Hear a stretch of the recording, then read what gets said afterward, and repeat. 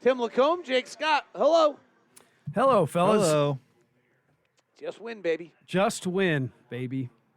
That was the game plan tonight from here. I don't think that was particularly difficult, quite frankly. So, David, where did the new toys come from? I don't know. Should you play-by-play of that? Oh, this is going to be ugly. Uh-oh, good. There's these, I don't know what they are, but one kid was about to kick it, and there was another. Oh, what a sweet kid. Kid was about to kick it. There was a little tiny kid on the back side. They moved the little foam thing so the other kid didn't get hurt, and then kicked it.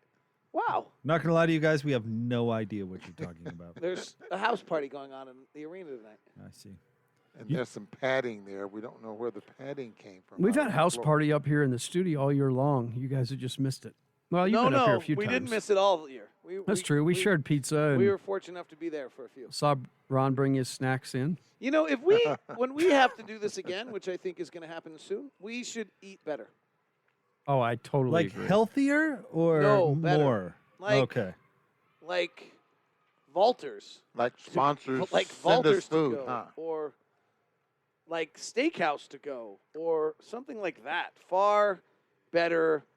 Like, I mean, frankly, that's our playoff meal, you're saying? Yeah, the arena food's really good, so it's actually not like it's not that big a step. But yeah, no, I think we should do it up one night on a road game. How about that? All right. Because the home games, the food's pretty good in the Now, arena. he's talking about a meal, not fast food. Right. In other words, Ron, I got that. I understand. we're going to eat. We're going to have I had Crown Burger tonight. We'll take one of our tables and put like a white tablecloth on it. And we'll actually maybe even get silverware that's not plastic. That means we're going to have to get one of our wives involved because none of us are pulling that off. Well, my wife is not about to do that to help me out, so I don't want to. Rachel will come up. And I don't have one. And Ron doesn't have one, and Jake's just had a baby. So it's mine. So yeah, I just volunteered her. You know what the thing about Rachel is that's so great is she's only seen me once in like 20 years, so she still thinks she likes me. She's just about to learn something different. Is that what you're saying? She just hasn't had enough experience recently to know She's been listening to you guys for 20 years, man. Come on. Yeah, but she liked me when we were young. She still does. You've given her a reason to not. Okay, that's good. So maybe she would do that. So is Phoenix going to lose a game, you think, guys? I don't know. Like, I think I actually feel for Phoenix. I think Phoenix got a little bit of an interesting quandary right here. Like, they got a back-to-back on the road, right? Aren't they both in San Antonio? Yeah. Mm-hmm. And, like, they're tired. Now, Monty Williams doesn't, like, he's kind of out of the Nate McMillan school of basketball.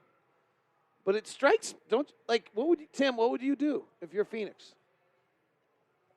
Well, I only know one. I mean, my whole thing would be to win, but I don't know if that's the best strategy right now, you know? Like, are you rolling Chris Paul out for 36 minutes on a back-to-back the week before the playoffs? Probably not. You get a week off, though. That's true. You do get a week off. Right, but you're one hamstring tweak away from your entire playoffs being over.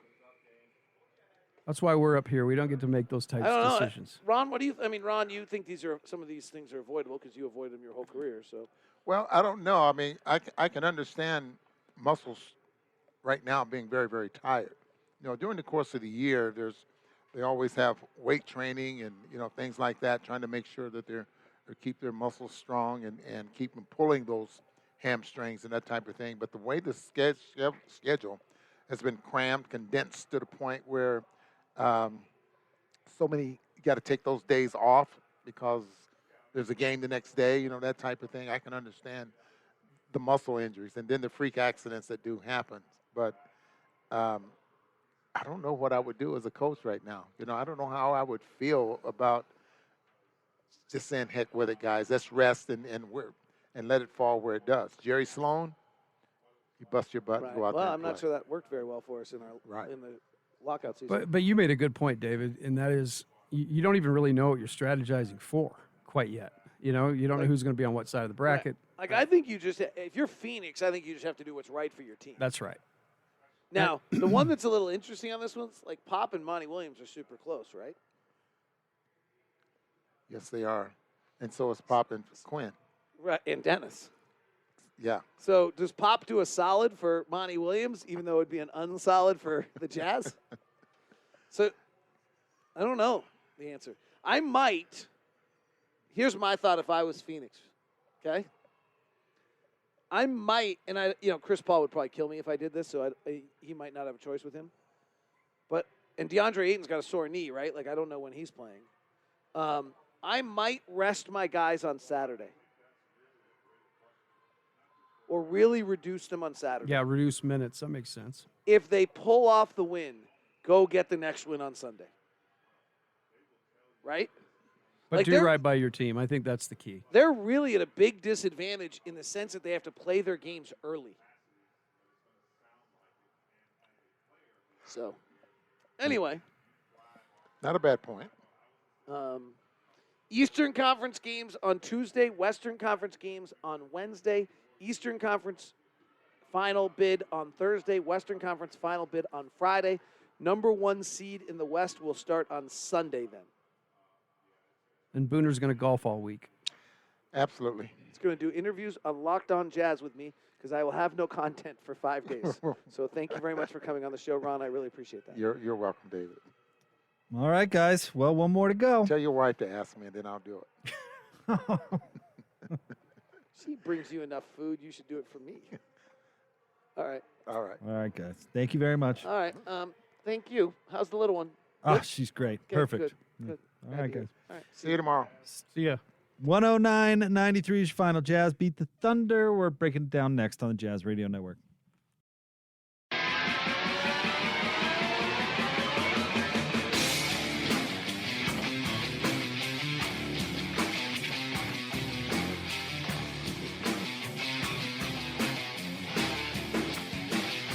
Jazz Game Night post-game show on the Jazz Radio Network. Your final tonight, Jazz beat the Thunder 109-93. It all comes down to one game. Their magic number, the Jazz magic number is at 1. 1 left to go for the best record in the entire NBA. And you know, I've heard people talk this week about, you know, the Jazz don't need to win 2, and obviously we're well aware of that. But it's what they can do to control their own destiny. You know, they obviously now have kind of held serve, get to sit and watch Phoenix tomorrow, and then it'll be the big, you know, depending on what happens, the showdown on Sunday with all those games, and we get to kind of bring up the rear of that. So that'll be an interesting day for sure. Yeah, it'll be. I can't decide if it makes the game more interesting or less interesting to have it after everything's said and done. Probably I guess it all less. depends on what happens Yeah. too. I mean, Well, if Phoenix finds a way to beat San Antonio twice, then, you know, we're all going to be locked in. But if Phoenix loses one of those games to the Spurs, then it's you know, rest all your guys. autopilot. Yep, exactly. Maybe get them have them break a sweat, but that's about it. So kind of crazy. 7:56 left in the third. The Rockets lead 83-77 over the Clippers. And if the Clippers lose, that basically means they'll likely get the 4 seed and would await the Jazz if they hang on in the second round, which would be something. I mean, you and I are talking off the air, and we have all postgame to get into this, but if the Lakers fell to 8 and the Clippers fell to 4, then your first 2 appointments, you have to go through the Lakers and Clippers just to get through the Western Conference Finals. It's brutal. But you know what? And Locke's talked about this a ton. The entire Western Conference is brutal. There's no easy road. Yeah, if you think about, I think it's just the lore of, you know, playoff LeBron, playoff AD, and not so much playoff P, but more Kawhi. Yeah. Playoff P isn't too Yeah. scary. Hasn't been anyway. Hasn't been for a minute. But Kawhi, on the other hand, is he lives for that time. Yeah, that's really something. As far as tonight's game goes, though, Jazz win. They win big. It wasn't the most interesting of games just because the Jazz pretty much had it won for the entire game. And Oklahoma City, this is tryouts basically for the future of the Thunder. I mean, they're just seeing if they've got, you know, anything worth hanging on to, because this is not going to be the Oklahoma City Thunder team that we see going forward. No, and very few of those guys. You know, the guy that is interesting is Pokachevsky. Is that his name? Yep. Alexander Pokachevsky, 7 foot, 190 pounds, but has certainly played better as the season's gone on. And just watching him, his ball skills, his ability to change direction, his touch, his ability to see the floor, pretty impressive. So somebody to kind of earmark and watch as they get a little bit more, as he gets a little bit more strength and experience, he could be a pretty good player. Yep. As far as the Jazz go, they were led by Bojan Bogdanovic, who had 22 points, Clarkson with 18. Rudy had a monster game, 16 points, 18 boards. couple of block shots. But really, the key guys for the Jazz, though, were all in the 20s from a minute standpoint. Bogdanovich and Gobert with 27, O'Neal with 29, Ingles 26. Mike Conley only 16 in his return, which is probably about right. Didn't have to expend too much energy. Think about the difference, too, those 16 minutes of Mike, what it does for every single guy on the roster. Really, Trent Forrest still plays, quite a bit because of the fourth quarter, but everybody's back kind of in that spot now.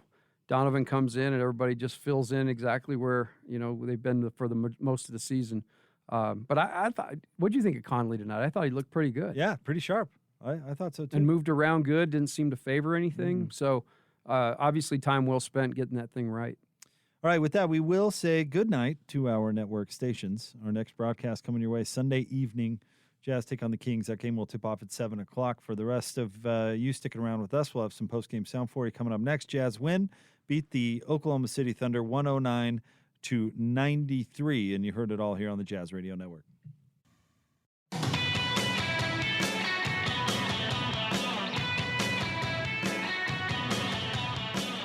Jazz Game Night postgame show on the Jazz Radio Network. It's brought to you by Mark Miller Subaru, Utah's only negotiation-free Subaru retailer. Jake Scott coach Tim Lacombe. Jazz win 109-93 over the Oklahoma City Thunder. Let's get a look at your sharp stats of the game. Brought to you by Les Olson Company. Les Olson Company, your office technology partner. Jazz shot 43% from the field tonight, 33% from three, 13 of 39. They were led by Bojan Bogdanovich, who had 22 points. Rudy was 16, 18 rebounds, and 2 block shots. Jordan Clarkson had 18 points coming in off the bench. George Niang with 11. Joe Ingles, Mike Conley had 10 and 3 assists. Joe Ingles, 5 points, 5 assists, and a rebound as well. Oklahoma City shot the ball 43% from the field, 31.5% from three. They were led by Mihailuk, who had 19 points. Maladon had 18 points, and Deck, an interesting player, Gabriel Deck, had 18 coming in off the bench. His career high, by the way. Yeah, the Jazz did exactly what they needed to do. They got up 10 in the first quarter, and like I said, they put pressure on them, then they applied pressure and continued to put it on. Didn't really allow the Thunder to get any real feel or confidence, and kind of methodically just picked them apart. I thought, they didn't shoot the three particularly well based on what they've done this year, but they were crisp. They were focused. I love the fact that they didn't, the turnover issue, they had 11 turnovers, but it wasn't like a crazy huge thing. I thought they defended pretty well. And most importantly, everybody, got out of the game without an injury. And like you said, the minutes were manageable tonight. All right, let's get some post-game sound. Let's start things off with Jazz head coach Quinn Snyder. Start with Eric Walden, Salt Lake Tribune. Hey, Quinn, just for starters, can you evaluate Mike's play out there tonight in the 16 and a half minutes he was out there?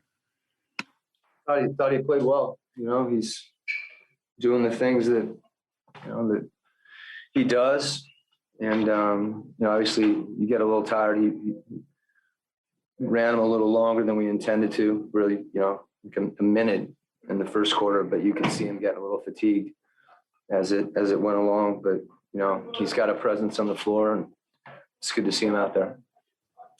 Next up, Kristen Kenny, Jazz TV. Yeah, a little bit more about Mike and the team coach. How good was it to see that offensive combo again, and with Rudy and Mike and Joe and Mike? Yeah, anytime you get a player of Mike's caliber that's been out for a while, you get him back and you realize, or you're reminded of what type of player he is and how good he is. So I think, everybody wants to play with Mike, and it's good to have him out there. And I think, as I said, as his conditioning improves, he'll even get in even a better rhythm on both ends. Andy Larson, Salt Lake Tribune.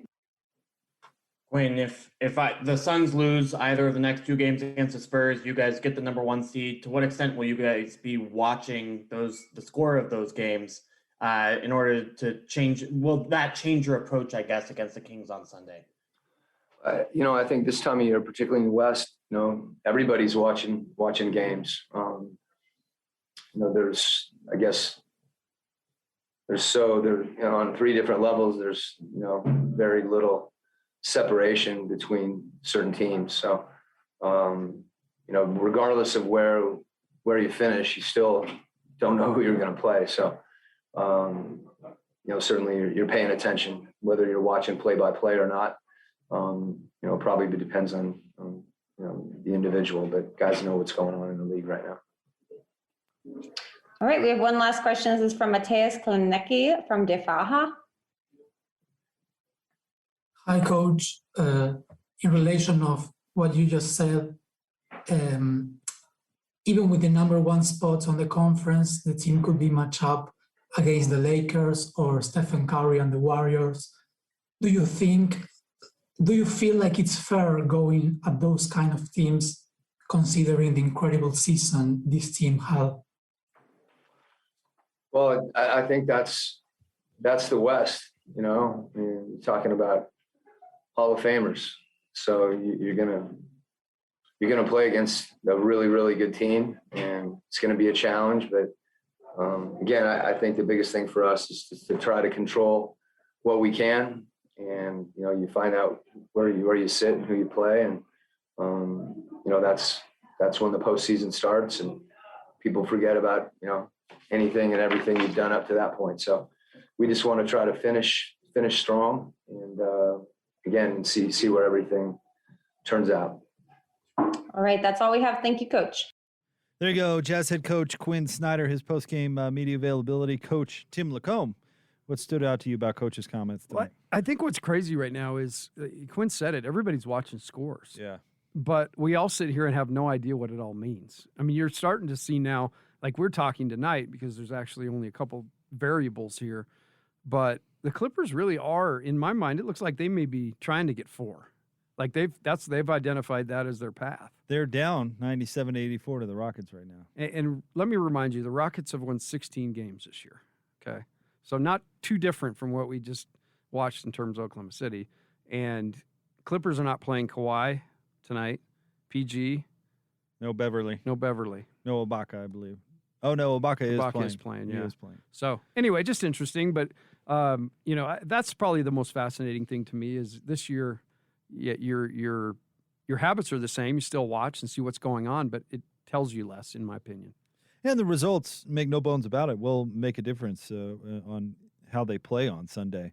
I mean, I have no doubt whatever lineup the Jazz put out there, they'll be trying to win the basketball game. But I think who plays and how much will be certainly dictated by what Phoenix does in 2 games against the Spurs. Yeah, Spurs, excuse me. Yeah, they'll try to win the basketball game. I imagine if Phoenix wins both, right? And we're going into it. But I can totally see the scenario, right? They need one good thing to happen out of 3 kind of opportunities, and a couple days here to watch it unfold. It makes no sense to me. This is just a personal complaint here, because I was hoping for a Sunday afternoon game. But why not put the Suns and the Spurs in the night game? Because since they're playing a back-to-back, they have to play 2 afternoon games on Saturday and Sunday because there has to be 24 hours in between start times. Move the Jazz into the afternoon and move the Suns Spurs to the nighttime. Come on. What are we doing? But it's set in stone. It'll be so we may know the Jazz fate come tip-off tomorrow night. We may not. If the Suns win both of those games, kind of crazy that the Suns are going to play 2 games before the Jazz play another one. That is crazy. I mean, in this time window between now and Sunday at 7 o'clock. These Suns will play 2 games. That's pretty wild. So we'll know the fate. Want to remind you about Mark Miller Subaru, Utah's only negotiation-free Subaru retailer. Proud to be the official Subaru partner of the Utah Jazz. Learn more at markmillersubaru.com. We'll have more sound from the locker room coming up next, right here on the Jazz Radio Network.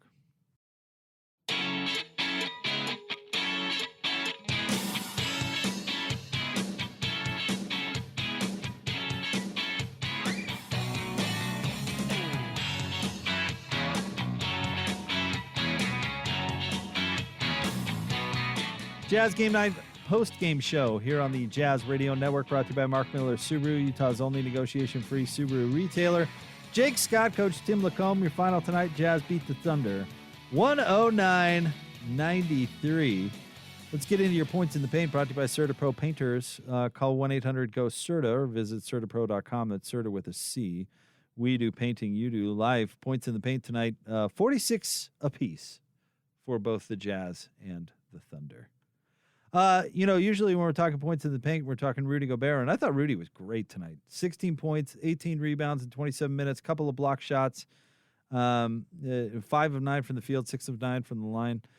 Rudy, as we're used to, other than the behind-the-back dribble over and back penalty or what a violation, consistently good. Kind of had a nice dunk tonight too. The reach back really crammed that thing hard. He seemed to be really aggressive around the rim tonight. Now I'm sure that's because he's going up against some inferior bigs with the Thunder, but I'd like to see him play like that more. I still like I like that he's doing it. I think it's reps are good, and I think that we've seen it. He finishes way better this year, but that force is the stuff that's really going to get the job done in the playoffs around guys who go up to challenge, and those points are so important when you get them in there.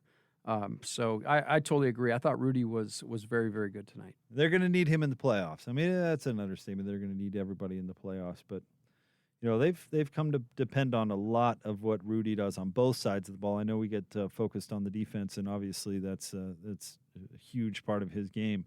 But he's the Jazz first option. If you can get Rudy a dunk, they're going to do that all night long, and the other team's going to have to adjust. Yeah, rim 3 free throw. That's your agenda when you go into a game. And Rudy's got to be the first look. The pressure he puts on the rim opens up everything else. And now you add, the isolation and greatness of Donovan. Hopefully, when he gets back, you've got everybody kind of in their spots. Now, hope everybody can kind of fire like they have all year. Well, as long as we're talking about Rudy, let's get to the Master of the Glass. Brought to you by Safe Light Auto Glass, the local vehicle glass expert, here for another great year of basketball. Glad to be proud to be the preferred auto glass partner of the Utah Jazz. Safe Light is also proud to present this year's Master of the Glass rebound program. At the end of the regular season, Safe Light will donate $5 to the United Way of Utah for each rebound secured by this year's team rebound leader. And, of course, your Master of the Glass tonight, as usual, Rudy Gobert. Rudy Gobert. It wasn't close tonight. Some nights are closer than others. Tonight was not close. Rudy had 18 boards, 6 offensive rebounds for Rudy tonight. The next highest rebounder on the team was Royce with 7. So Rudy had 11 more rebounds than the next highest rebounder for the Utah He's Jazz. very serious about the Master of the Glass. It's an important part of his evening. He wants to be the Master of the Glass. You know what? Hold on. Bobby Marks had an interesting tweet. Just not to go off on a tangent, but let me see if I could find this because he was talking about Rudy's contract today. Here we go. Rudy Gobert has 11 rebounds in 16 minutes. This was obviously in the first half. He says the All-Star for the second straight season has earned a $250,000 bonus for minutes divided by rebounds. He has to have greater than 3.2. That's a cool little clause. Gobert also earned $500,000 bonus if he will earn that if he's named to all defensive first team, which if he's not, I mean, we're in investigation in crazy town. And he already hit on a $1 million All-Star bonus. So Rudy looks like he's going to get 1.7. Let's see here. Yeah. $1.75 million in bonus cash. All deserved. He's done a great job, and he's been, for him to play every game all year long but one, right? He missed one game. Just consistent, great effort, focus on improvement, and then just really hold down that defensive side of the floor. All right, let's keep the post-game sound train rolling, shall we? Let's now hear from Mike Conley, who's back in the lineup. Great. We'll go ahead and get started. Sarah Todd, Deseret News up first. Hey, Mike. First of all, just how did it feel to be back out there? And also, at this point in your career, at this point in the season, does the minute restriction get to you? Like you wanted to be out there a little bit more, or are you you're ready for the postseason to come? It doesn't really matter. Well, first off, it felt great to be out there. Just get your, game timing and the feel of the game a little bit. And I think that's important for me, going in the last couple games of the season and going into the playoffs. But as far as the minutes restriction, I've just with our training staff and coaches, we've been very transparent, and they know I want to play, and they always there to protect me from myself. So I've given in to the process and the scheduling, and I think we came to a good agreement there to not push it too much this game, and hopefully get a few more minutes in Sacramento. Eric Walden, Salt Lake Tribune. Mike, what in particular kind of came easy or felt really natural out there tonight, and what maybe took a little bit of work? Quinn said he felt like you were maybe a little bit tired out there after that initial stretch. Yeah, I think as far as the game's concerned, there was nothing that really took a while to get back. I think it mostly was just the conditioning portion of it. I didn't get a chance to truly play a game, a simulated type of game before going out there. 2-on-2 and 3-on-3 just doesn't equate to an actual NBA game. So, just kind of running up and down and having the ball and, having that usage up a little bit, and then defending and, kind of doing all those things that I haven't done in 2 weeks. It just takes a little bit of time to get that back. Next up, Tony Jones, The Athletic. Having said that, you look like there wasn't a lot of rust in your movements and the actual basketball movements, but how did the wind feel and how did you feel in those basketball movements, despite how you may or may not have looked to us? Yeah. I think I had, there was nothing in my mind thinking about, my hammy or any other part of my body. I think just going out there and being able to have fun and compete, forget all about your body in that case. And I went out there and had fun. It was a lot of fun to just, get into the paint, make plays. Got to the free throw line a lot, just kind of filling out the game and picking and choosing spots to be aggressive. And, I think it's just defensively is where it'll hopefully the next game will just continue to build up, because it's different when you try to play on both ends and just play one side of the ball. So for me, it's I like to take pride in that defensive side too. So just trying to get my legs ready for that battle on both ends. And last, we have a question from Ben Anderson, KSL Sports. Mike, how long, when you've missed 9 games, how long does it usually take to get your wind back? Normally just a few days. Once I kind of get through the first game, second game, I feel pretty good. Mostly the first game is like, I'm working myself up and just so excited, and just like literally just I do 1,000, squats and 1,000 lunges, and like just getting ready for the game, and find out that I've just worn myself out before I even get out there. But, just kind of getting your whole game day routine down again and all that just takes a few days. And, in this case, it had to be a few games. Okay, that's all we have for you. Thank you, Mike. There's Mike Conley. First came back nursing a hamstring. Mike had played 16 minutes tonight, 10 points, 2 of 7 shooting, 1 of 3 from 3, 5 of 6 from the line, 3 assists and 2 rebounds. But, what stands out, and we've talked about this a bunch this season, Coach, the offense just clicks when Mike's in there. I mean, it just runs it. It just seems more fluid. He has the ability to get the blender going. Obviously, his court vision is unbelievable. The floater makes him so dangerous. I mean, he's just a player that makes your team better. I know that seems like the most obvious take in the world, but it was noticeable tonight, even after missing 9 games. Yeah, we've seen how the team operates with and without him. I think what you say there is exactly right. The team just runs better, and it makes sense because, like you said, Mike does a little bit of everything. He's a threat from the perimeter. He's terrific in ball screen, has a great feel and handle on the offense. But I really thought tonight, too, watching him guard, like he's down in a stance and moving. And so that's really what I was watching for. I remember we'd have guys come back from injury, and you just kind of hold your breath and you kind of watch them closely. And I was really impressed with the way Mike moved. There was no way that the Jazz are going to take a chance and have him come back early. So he mentioned playing 2-on-2, 3-on-3 wasn't cutting it. And you have to be able to be out there in get game reps. And so I applaud Mike for getting back, and he looked good, and it's awesome to see him back out there. Quick update. The Rockets lead the Clippers 108-97. So just to reset, the Clippers, if Denver already won, they beat the Pistons. Denver has the tiebreaker with the Clippers. And so the Clippers losing tonight to the Rockets would move them back into fourth place in the Western Conference, setting up a first-round matchup with the Dallas Mavericks. Now, you and I were talking about this a little bit off the air, and we can have this side conversation as the show goes along.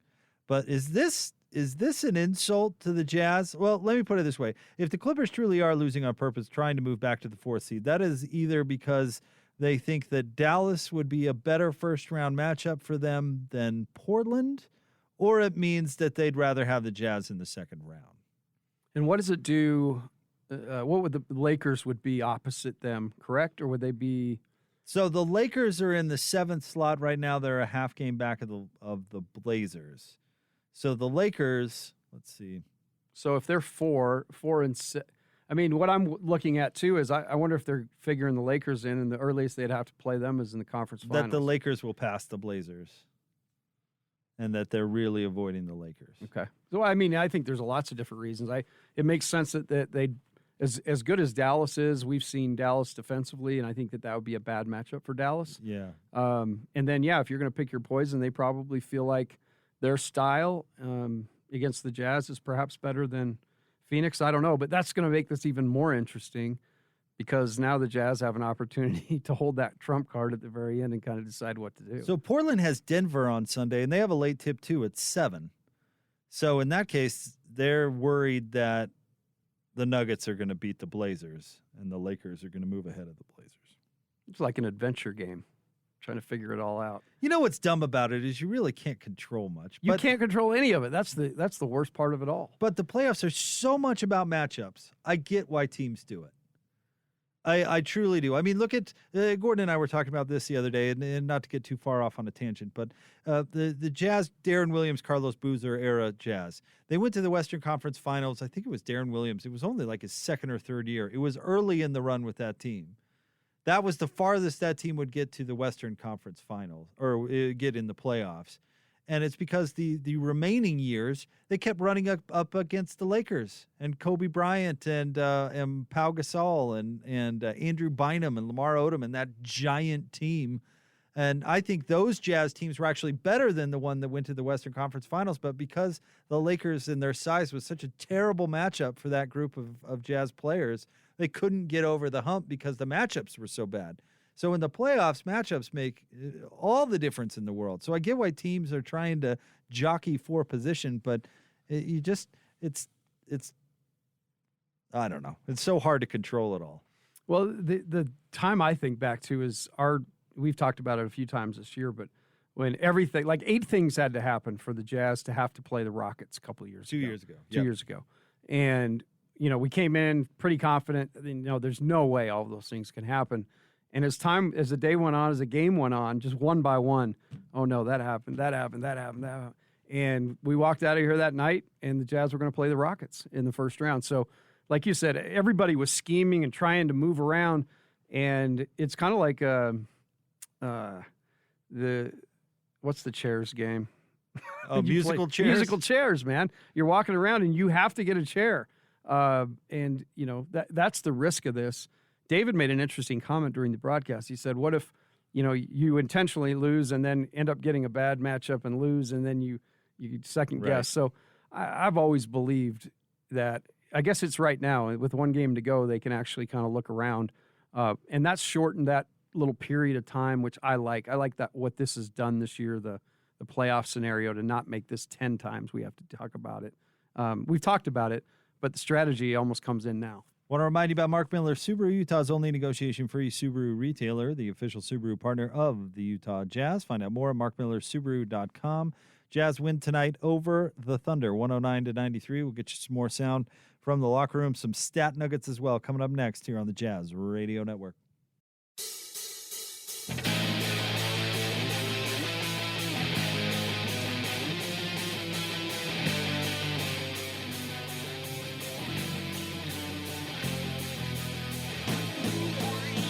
Jazz Game Night post-game show here on the Jazz Radio Network. It's brought to you by Mark Miller Subaru, Utah's only negotiation-free Subaru retailer. Find out more at markmillersubaru.com. 109-93 is your final. Jazz beat the Oklahoma City Thunder tonight. One game to go. The Jazz magic number remains one as well. Let's get a look at your three-point feature, sponsored by Mountain America Credit Union, helping members achieve their financial dreams for more than 80 years. Tonight from 3, the Jazz were 13 of 39, 33%. Let's see who led the way. Jordan Clarkson was 4 for 10, and a bunch of guys made 2. Royce O'Neal, 2 for 3. Bogdanovich, 2 for 5. George Niang, 2 for 5. Conley, 1 for 3. Ingles, 1 for 5. And let's see here. Trent Forrest made a 3. He was 1 for 2. Not the best night shooting for 3 from for the Jazz, but frankly, he didn't it was enough. It was plenty. They got enough of them. That's what you need tonight. Well, they won 109-93 and only scored 17 points in the fourth quarter. So, and just quick news flash. Maybe we should ring the bell each time. The Rockets are up 114-107. The Rockets are going to win. They are. 5 minutes to go. The Clippers are trying to lose that game. The Clippers are trying to slide to 4. Hey, look, if you lose to the Rockets and Oklahoma City in back-to-back games and you're the Clippers, you are trying to lose. I don't think they can do it. Watching this Oklahoma City team how tonight, will they lose that? I don't think Call they up can a do bunch it. of 10-day guys. No, seriously, I made this joke earlier this week. Ty Lue's going to pull a Norman Dale and put 4 players out on the floor and be like, my team's on the floor. We're going to 4 tonight. Because, I mean, Oklahoma City, they've lost 23 of 24. And the Jazz barely tried tonight and won going away. Yeah. So that will be a little side note. But I'm telling you, there's no way you lose the Rockets, Oklahoma City with that team back-to-back, unless you're trying to. Right. Which they looks like they're trying to. You just read me the players that are going for the Rockets tonight, and it's like, wow, how can they win a game? Your guy Kelly Olynyk's playing well. Yeah, he's got 15. 7 and 10. He's got 15.7 rebounds, 10 assists. He's going to have a triple-double. Just like, give him space, fellas. Let him work. Let him work. Well, this will be 5 minutes to go. If the Clippers, what if they accidentally make a bunch of shots? We'll see what happens. Now, the Jazz opponent on Sunday is also playing right now. 4.5 minutes to go in the fourth quarter. The Kings and the Grizzlies in Memphis are all tied up at 94 apiece. And Memphis, actually, they may not have anything to play for because they've already clinched, right? And they sat a bunch of guys. Oh, and they're too. way up on San Antonio too. So Memphis, their bet is made. Right. Although they could move into the 8th spot. That could make a difference. Right now they're tied with the Warriors, so they certainly could move into the 8th spot. Let's see what the Warriors are currently playing right now too. They're up on the Pelicans big, 76-60. The third quarter just underway.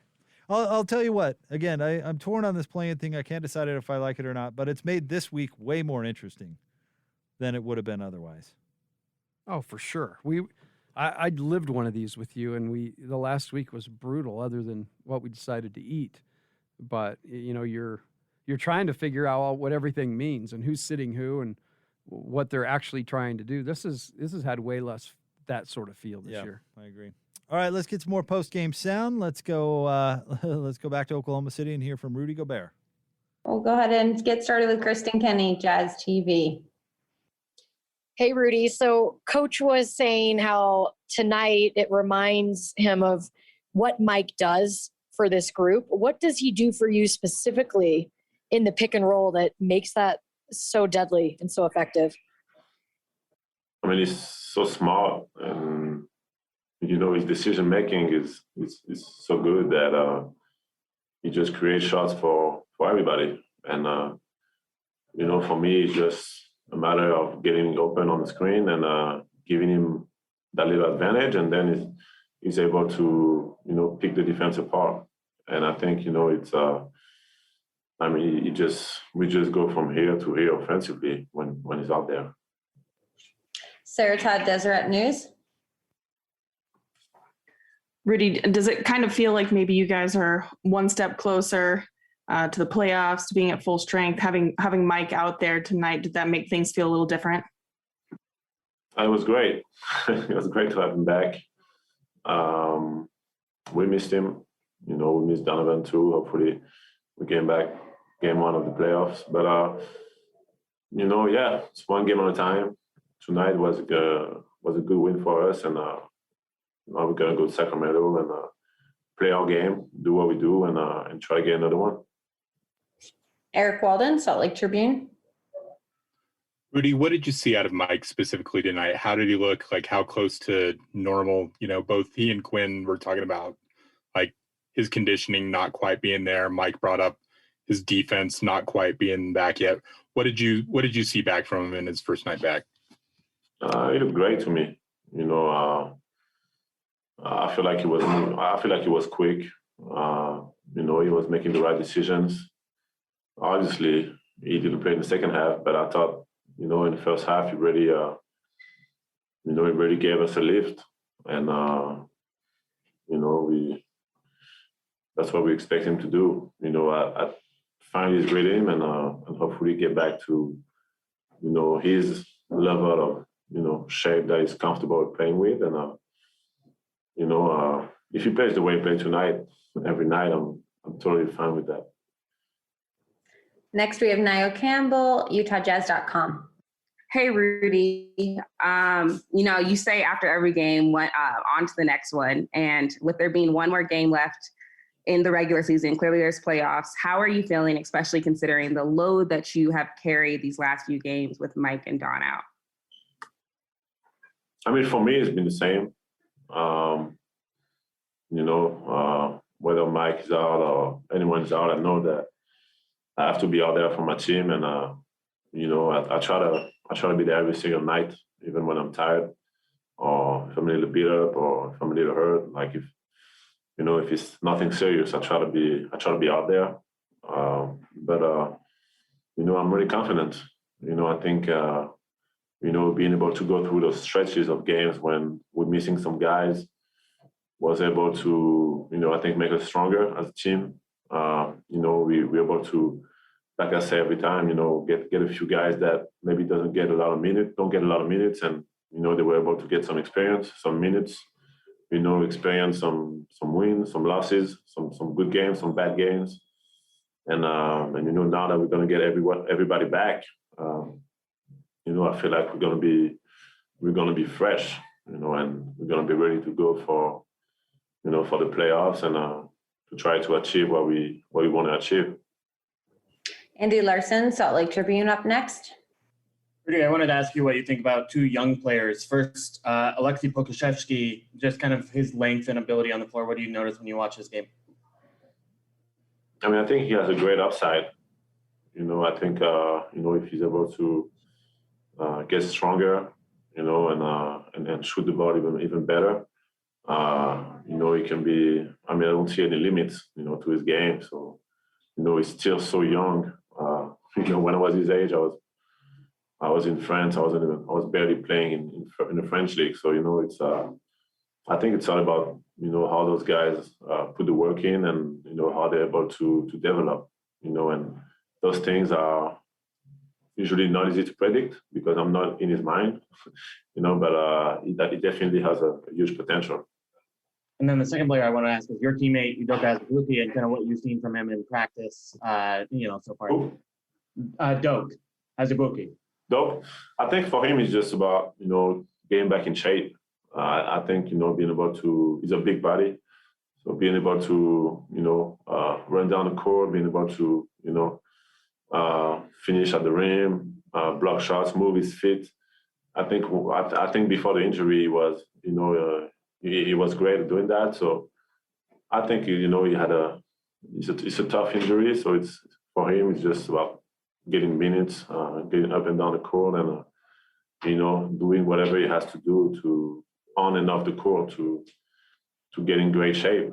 And, just saying that, the other guy, I think he has an amazing upside, and it's all about how hard he's going to work and, and how consistent he's going to be with everything. All right, we have time for one quick one from Tony Jones, The Athletic. How important, this might be an obvious question, but how important for your playoff chances is a healthy Mike Conley, a Mike Conley that's playing at the top of his game? I thought you were going to talk about my handles, but yeah, I answered the question. I mean, Mike is a huge part of what we do. He's one of our leaders. He's our most experienced, player, and we know that we're going to need him. I'm really happy that he's able to get those last two games, underneath him to get back to playing shape, and I mean, Mike Conley is Mike Conley. I can't tell you all the things he does for us on and off the court as a leader. His voice, for all of us, his court vision, his shot creation, his defense. Everything he does is helping our team. So we definitely need him to be able to do that at the highest level, and being able to do that throughout the whole playoffs. All right, that's all the questions we have tonight. Thank you, Rudy. There you go, Rudy Gobert, who was terrific tonight with 16 points, 18 rebounds, 2 block shots in 27 minutes. Kind of funny. Rudy made a joke there. If you could understand, he said, "I thought you were going to ask me about my handles," making a joke about the behind-the-back dribble. It wasn't the dribble that was the problem. It was the pass. Yeah. His handles were fine. The pass was an issue. He made a big-time play tonight. They threw it to him in transition. He was just above the free throw line. And it would be one of those scenarios in the past where there's just no way he's going to finish the play. And there's somebody between him and the basket, and he kind of euroed and got fouled. I thought it was, again, he adds to his game. And but, yeah, the behind the back and all that stuff, that'll have to keep coming. They'll have to keep working on that, I don't know if that's ever going to be the thing where he brings it up. Is that not going to be a big part? Can you imagine of his Rudy game? just backing down, just bringing it up, backing a guy down? That would be funny. Yeah, that would be something. Like Stanley in The Office. All right, should we get to some stat nuggets from our guy Tyson Ewing? Tyson does the stats for AT&T Sportsnet. He's nice enough to pass a few along to us for the post game. You can follow him on Twitter at TyEwing2. This is the 12th wire-to-wire win for the Jazz this season. That is not something that's easy to do, by the way. 38th double-digit win this season. That is the second most double-digit wins in franchise history in 10 fewer games, too, might I add. Let's see here. Out-rebounded the Thunder by double digits. It's the 28th time this season they have out-rebounded an opponent by 10 or more. That is the second most time they've done that in franchise history. They are 25-3 this season when they out-rebound their opponent by double digits, and 32-4 when they out-rebound their opponent by 6 or more. That has continued to be, I mean, I know it's not that big a deal, but maybe my biggest surprise, or what I did not see coming, that they would be such a good rebounding team. I didn't necessarily think they'd be bad because they've got Rudy, but one of the best, if not the best, rebounding team in the league. I did not see that coming. Well, I think everybody stepped up their effort, including Rudy. He's getting double-digit rebounds nearly every night. He gets in the high teens, and then everybody else gobbles them up together. Royce is always kind of the guy that's right behind Rudy. Tonight he was way behind Rudy, but still with the second most. But it is a very good strength to have, to be a very good rebounding team. It's how you end possessions. It's how you keep possessions alive, and it kind of signifies that energy and hustle. So it's a stat that you definitely fundamentally want to be good at. George Niang had 11 points tonight. The Jazz are now 19-2 when George scores 10-plus points. To Jordan Clarkson, 93rd straight game with at least one three-pointer made. That is the 5th longest streak in NBA history and trails Klay Thompson by 2 games. And Klay, of course, Jordan will have to wait till next season to see if he moves to 4th longest. So that's pretty incredible. And finally, this is the most Derek Favors tonight, the most points he's scored when playing 11 minutes or less. Derek Favors tonight in 11 minutes had 8 points and 5 rebounds on 4 of 5 shooting. He got a couple nice dimes. He got one early in the game from Clarkson. Clarkson kind of drove it in, kind of a no look, and then Trent Forrest had a really sweet one to him too. But the one thing about Derek, if he's around the rim, he's always going to catch it. And he's got a high percentage, if he can catch it, of getting it in the basket. And I thought for being a little bit step slow the other night, he had a little bit more energy tonight. It was nice to see Derek have a nice night in short minutes. Want to remind you about Mark Miller Subaru, Utah's only negotiation-free Subaru retailer, the official Subaru partner of the Utah Jazz. Learn more at markmillersubaru.com. Jazz beat the Thunder tonight, 109-93. We'll get Coach Lacomb's final thoughts on this one next on the Jazz Radio Network.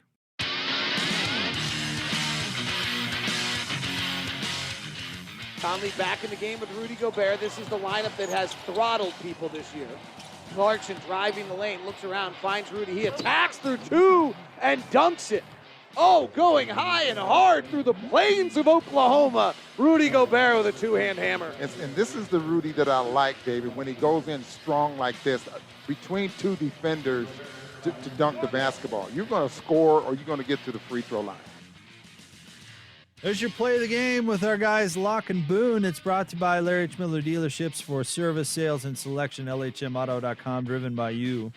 Your Jazz Game Night Post-Game Show. Jake Scott, Coach Tim Lacombe. Jazz win tonight, 109-93. Post-game brought to you by our friends at Mark Miller Subaru, Utah's only negotiation-free Subaru retailer. If you're just joining us, Bojan Bogdanovic led the way with 22 points. Jordan Clarkson with 18 off the bench. Rudy, 16 points, 18 boards, couple of blocks. Mike Conley in his return to the lineup, 10 points in 16 minutes, 3 assists. He grabbed a couple of rebounds as well as the Jazz cruised in this one to a win. Only one game left in the season. Their magic number with the Suns is 1, as the Suns have 2 games Saturday, tomorrow I suppose, and Sunday against the San Antonio Spurs. Quick scoreboard watch for you. The Grizzlies are up on the Kings 106-103 with about 12 seconds to go. So it looks like the Grizzlies are going to get that one, although that's pretty close. But the Warriors are on top of the Pelicans 85-73, so it looks like the Grizzlies and Warriors are going to keep pace with each other. But the Rockets have just gone final, have beaten the Clippers 122-115. It's a Christmas miracle. I'm just looking at numbers here. It's crazy, but that was, so going into the game, Houston had lost 1, 2, 3, 4, 5, 6, 7 in a row. You're looking at offensive rating, and it's close to like high 90s. Tonight, their offensive rating was a 124. So the Clippers are just getting out of the way. And 42% of Houston shots tonight were at the rim, and they finished 80% of those shots. Yep. So, yeah, it was Matador City. Yeah, the Clippers are trying to lose. They want to get down to that 4th spot and stay there, I guess. But in order to stay there, they're going to have to lose to this Oklahoma City team, I would think, which that's going to be a chore. Or else Denver has to beat Portland, and certainly Denver could beat Portland, but I don't know if I'd pick that at this point. The Blazers don't want to get passed by the Lakers because they don't want to be in the play-in tournament.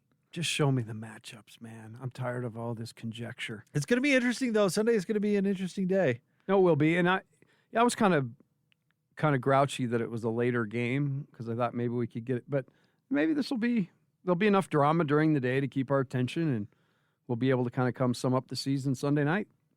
I'm still a little grouchy. Yeah, I'm grouchy, too. I like afternoon games. Why don't we get more afternoon I was thinking games? like an 11:30 would have just been prime. I would have rolled in here with a little breakfast for you. Sounds awesome. Oh, well, not going to happen. We'll have to settle for a little Sunday dinner, I guess. That's all right, though. All right, Coach, let's get some final thoughts from you before we close the book on this one.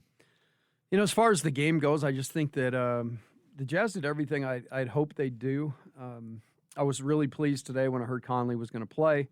I think that's the piece of it that, from a coaching standpoint all day and thinking about it, I was intrigued to see how he moved, and we've seen him come off a extended period of time where he sat out because of that hamstring. I didn't see anything other than the Mike Conley we've gotten used to. It was nice to have another weapon out there. I guarantee you Joe Ingles was pleased that he had somebody out there to kind of share those responsibilities. I, like you, thought Rudy played a very inspired game. I loved what George Niang brought in the minutes he was out there. And really, the most important thing tonight was the Jazz tick off one of those two scenarios. And now we sit back. We see what Phoenix does in San Antonio twice between now and Sunday night. And we come in here and we'll try to make sense of it all at that point. It's going to be nuts. All right. We want to say big thanks to David Locke and Ron Boone for calling the action tonight, doing their great job. Amanda Smith, our broadcast assistant tonight. And, hey, a big public thank you to Amanda. She brought in a nice book for my new daughter. How about that? People are great. Yeah, seriously. Good Night Basketball, a basketball-related children's book. And Amanda said, let's see if we can raise a young hooper. I said, I'll see what I can do. You know what's really cool is we're going through our books for the second time now. And so all the books our kids had, we kept, and all the toys we had, my wife kept a lot of that. So it's kind of surreal to see, you got to hold on to those books because you're going to be old and gray one day like me. Maybe. But what a nice thought. Thank you very much to Amanda Smith. She does just a terrific job. Thanks to Alex Lundberg, of course, executive producer of Jazz Game Night. He's had a rough day today, Alex, so we should let him go home. Go do something nice. Go do something fun. This too shall pass, buddy. Go get yourself an overnight Lord of the Rings trilogy marathon or something. Yeah. I'll leave you $1 to get an ice cream cone on your way home, buddy. There you go. Thanks to Alex. Want to say thanks to Mark Miller Subaru, the title sponsor of the post-game show. Utah's only negotiation-free Subaru retailer, the official Subaru partner of the Utah Jazz. Learn more at markmillersubaru.com. Coach Lacombe, thank you as always, my friend. I will see you Sunday. Sounds good, man. Enjoy your day tomorrow. Jazz win 109-93 over the Oklahoma City Thunder. Up next, the Sacramento Kings' final regular season game Sunday night. Tip-off will be at 7 o'clock. Pre-game coverage begins at 6, and you'll hear it all right here on the Jazz Radio Network.